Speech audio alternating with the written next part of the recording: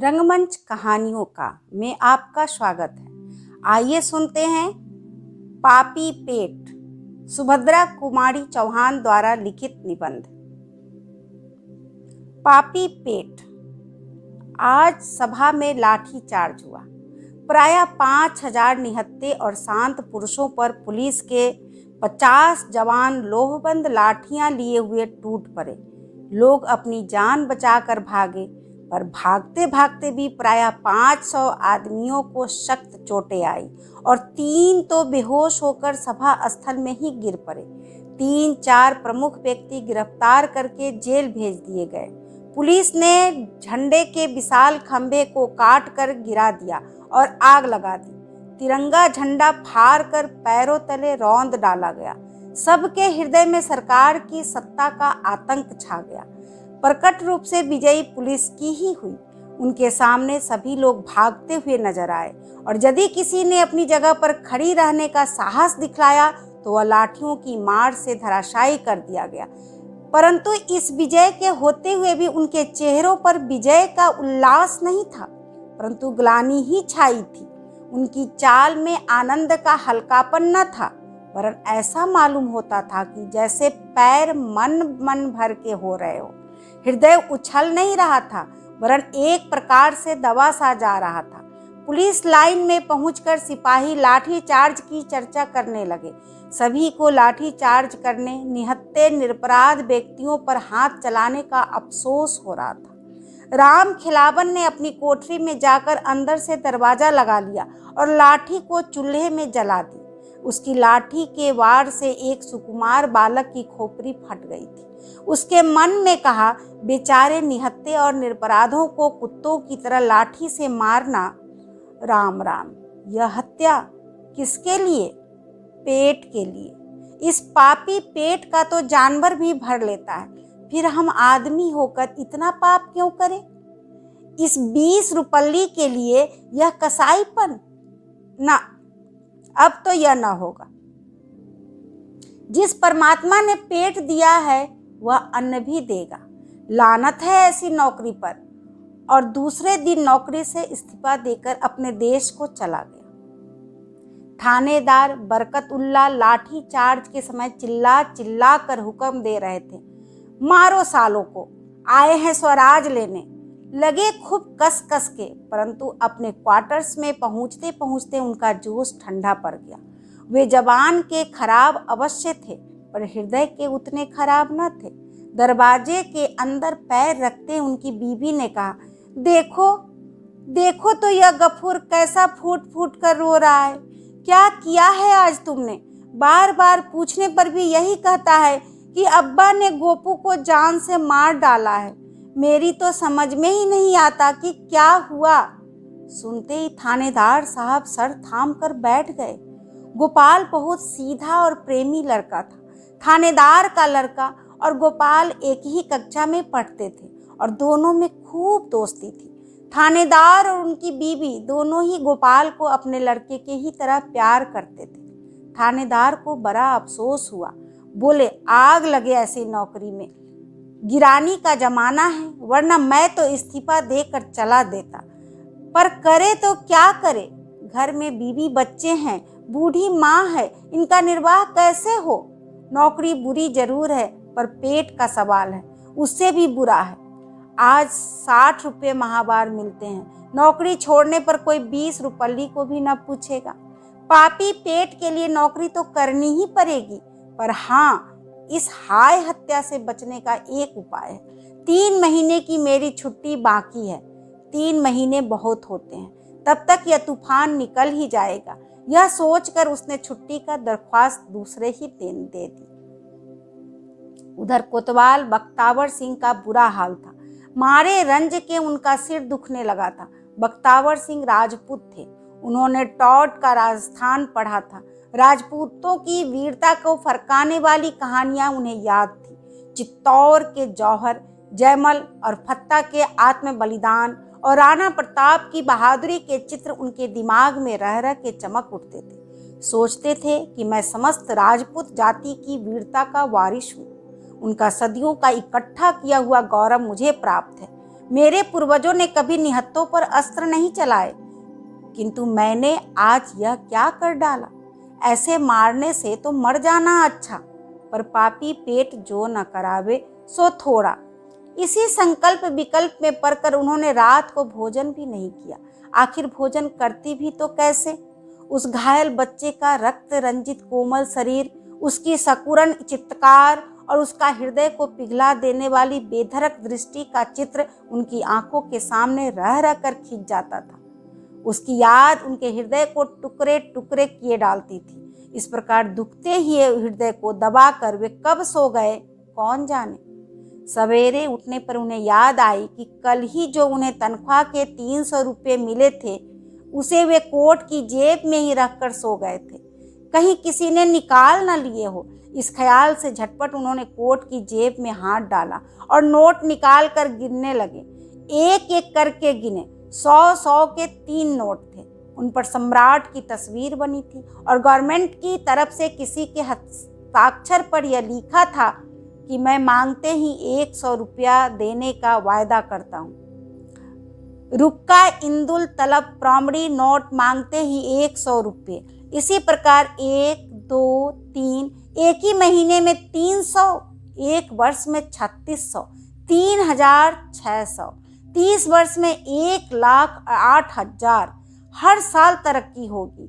फिर 30 साल के बाद पेंशन, और ऊपर से इसी उधेर बूंद में थे कि इतने में ही टेलीफोन की घंटी बजी। वह चट से टेलीफोन के पास गए, बोले हेलो। उधर से आवाज आई डीएसपी। और आप कौन है? इन्होंने कहा। शहर कोतवाल का अधिकारपूर्ण शब्द उनके कानों में गूंज गया।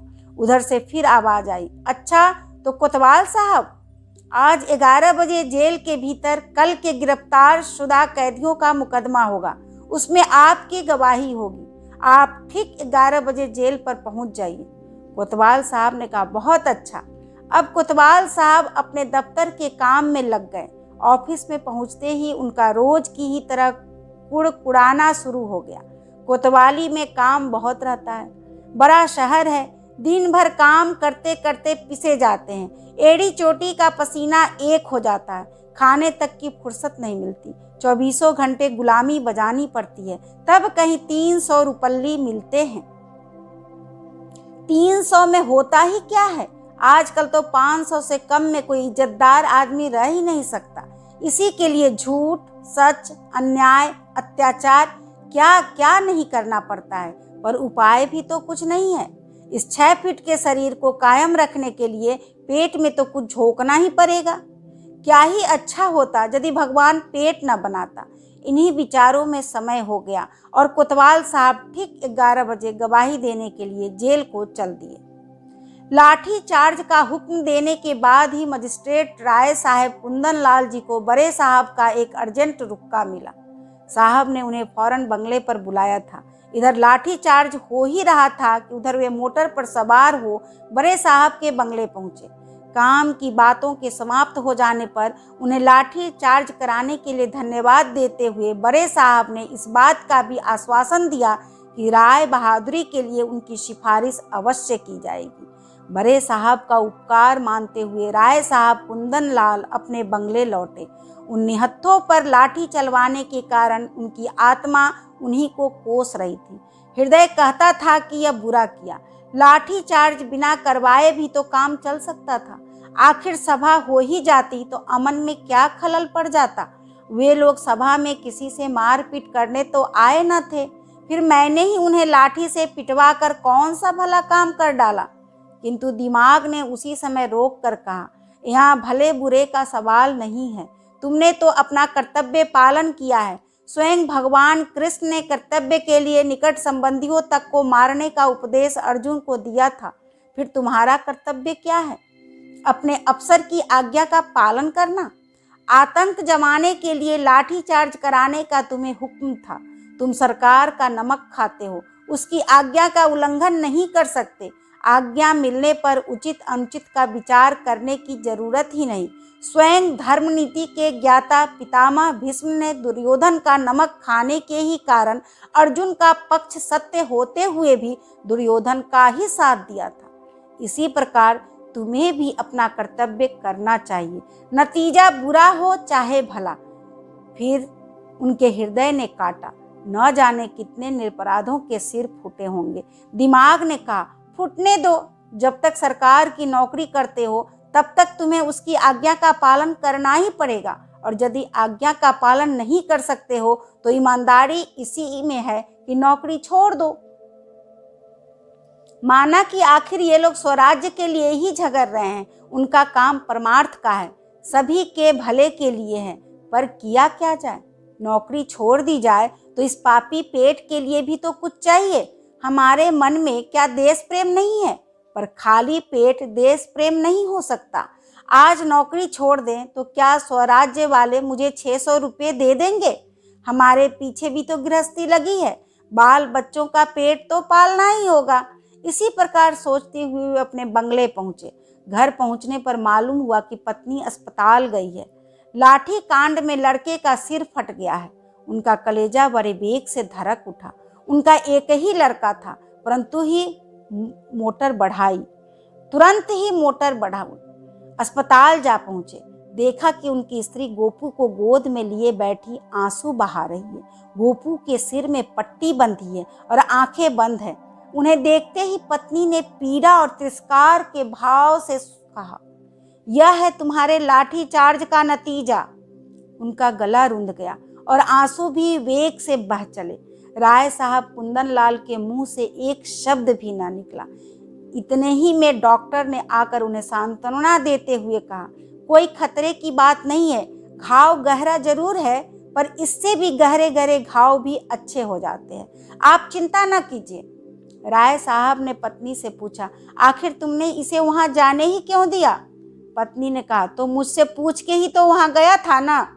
रात भर गोपू बेहोश रहा और दूसरे दिन भी बेहोशी दूर ना हुई। दूसरे दिन 11 बजे दिन से जेल में मुकदमा होने वाला था, परंतु न्यायाधीश ठीक समय पर न पहुंच सके। आज सजा सुनानी थी। मामला था एक 13 साल की बालिका को बेचने के लिए भगा ले जाने का। जुर्म साबित हो चुका था। न्यायाधीश के द्वारा उसे 6 महीने की सख्त कैद सजा दी गई थी।